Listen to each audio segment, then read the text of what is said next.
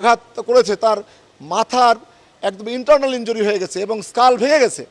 এবং এই সিটি নিয়ে আমরা যখন নিয়ে আসলাম, তাৎক্ষণিকভাবে আইসিইউতে নেওয়া হয়েছিল এবং তারপর পরে সে এখানে ইন্তেকাল করেছে।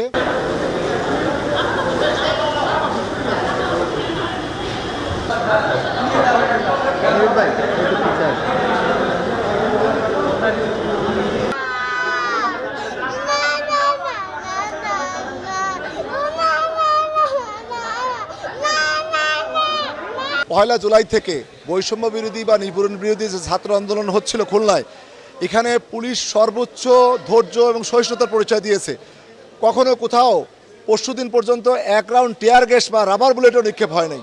পরশুদিন তারা একবার পুলিশকে আক্রমণ করলো, পুলিশ কিন্তু ধৈর্য ধারণ করছে এবং শুধুমাত্র টিয়ার সেল ব্যবহার করছে, আর কিচ্ছু ব্যবহার করে নাই। এবং আজকেও তারা সারা দিন তারা ছাত্র আন্দোলনের নামে এর আড়ালে নিষিদ্ধ ঘোষিত কিছু সংগঠন, গতকাল যাদের নিষিদ্ধ করা হয়েছে, তারা সহ সরকার বিরোধী কিছু লোকজন ভিতরে ঢুকে প্রায় 4-5 হাজার, প্রথম যখন এখান থেকে বের হলো শিববাড়ি মোড় থেকে, তখন কিন্তু সংখ্যা 1000-এর মতো ছিল, তখন 4-5 হাজার হয়ে গেল।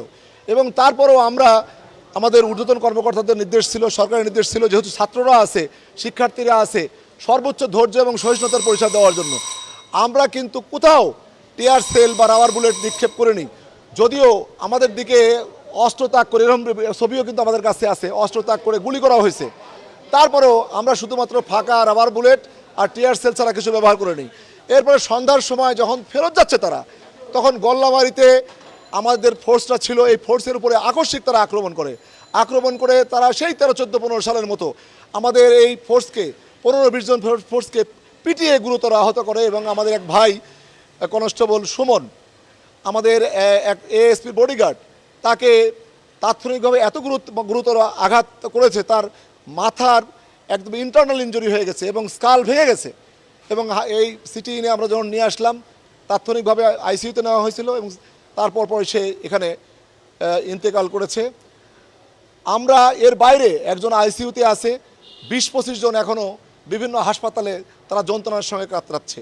আমরা স্পষ্ট করে বলতে চাই যে আমরা এই যে বৈষম্য বা কোঠাবিরোধী আন্দোলনে সর্বোচ্চ ধৈর্যের যে পরিচয় দিলাম, আপনারা অনেকে বলছেন সংঘর্ষটা তো কোথায় না, আমরা যদি কাউকে আঘাত করতাম তাহলে সংঘর্ষ বলতে পারেন, তারাই তো আঘাত করলো, তাদের তো কেউ আঘাতপ্রাপ্ত হয় নাই।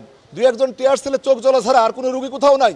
আমার এই 15-20 জন পুলিশ সদস্যকে নির্মমভাবে আহত করলো, আমার ভাইকে মেরে ফেললো, এই মারণাস্ত্র সহ তারা আক্রমণ করলো। এর বিচার দেশবাসীর কাছে দিলাম, আপনাদের কাছে।